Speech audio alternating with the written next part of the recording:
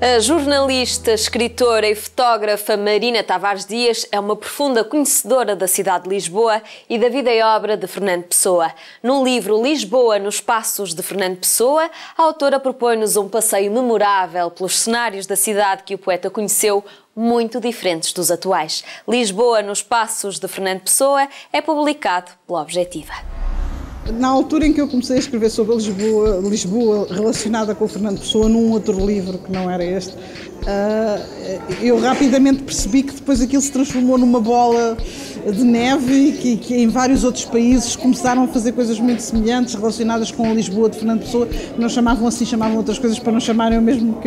nome que eu tinha dado. E naquela altura era basicamente um percurso em imagens e eu aqui tentei fazer então mais ou menos uma história que fosse seguindo cronologicamente os passos de Fernando Pessoa por Lisboa, e daí ter chamado Lisboa nos Passos de Fernando Pessoa, que começa um pouco antes até nos passos do pai dele, no Largo de São Carlos,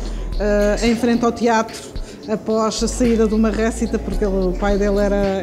era crítico musical do Diário de Notícias, na altura em que a sede do Diário de Notícias, a redação era no Bairro Alto, e então seguimos primeiro esses passos do Joaquim Seabra Pessoa, até desde o Largo de São Carlos, onde morava e onde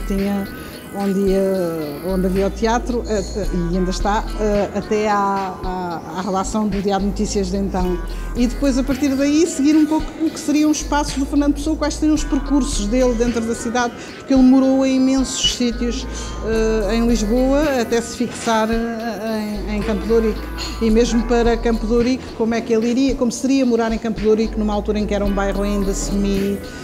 periférico do centro, enfim, da Baixa, onde estavam os escritórios comerciais, e ir e voltar todos os dias, como é que era tudo isso, ou seja, reconstituir um pouco o que seria o cotidiano,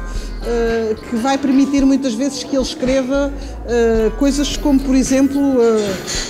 o texto conhecidíssimo em que está no carro elétrico e reparem tudo, até na palhinha em que são feitos os assentos, etc. É preciso perceber mais ou menos como é que era a cidade nessa altura para se perceber como é que se escreve assim. Nem toda a gente poderia escrever assim, só ele poderia escrever assim, mas para partir desta cidade quase imaginada, imaginária,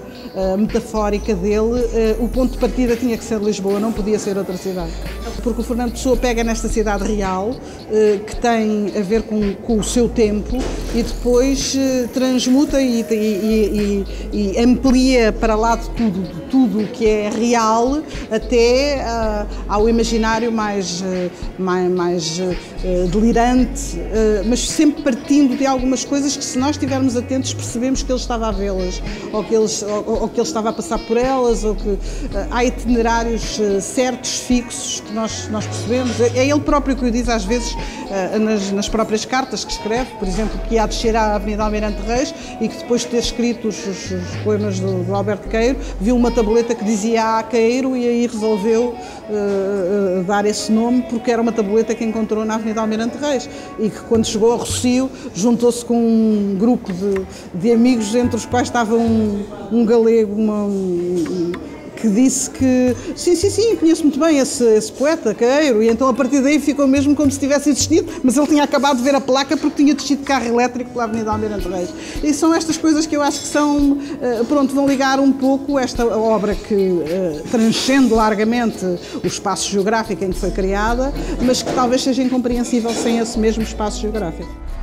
Uma obra que nos permite viajar pela Lisboa pessoana. Nós temos 5 exemplares do livro Lisboa nos Passos de Fernando Pessoa para oferecer. Para se habilitar a ser um dos vencedores, deve escrever-nos para o e-mail lermais-lermelhor@filbox.com com a resposta correta à pergunta: em que ano Marina Tavares Dias publicou o primeiro volume de Lisboa Desaparecida? As 5 primeiras respostas corretas serão as vencedoras. Boa sorte e até amanhã.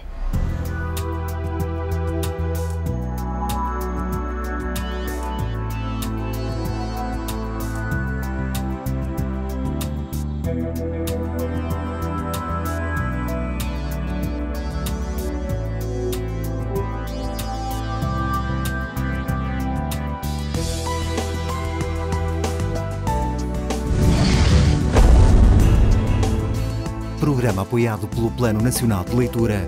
e Câmara Municipal do Funchal.